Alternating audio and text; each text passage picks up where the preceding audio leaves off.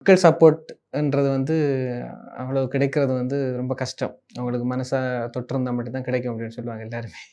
அந்த விதத்தில அந்த விதத்தில வந்து எனக்கு அது கிடைச்சது ரொம்ப ஹாப்பி.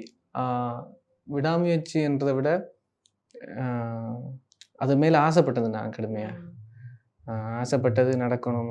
நம்ம நம்ம நம்ம நம்ம லைஃப்ல ஒரு ஒரு ஒரு பெஸ்ட் மூமெண்ட்டா இருக்கணும் அப்படின்னு ஆசைப்பட்ட ஒரு ஒரு அந்த மொமெண்ட். தருணம். கண்டிப்பா.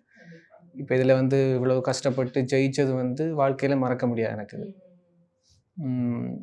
எல்லாருமே சொல்லுவாங்க. சபேஷன் ஸ்டார்ட்டிங்கில வந்து அழுதான்.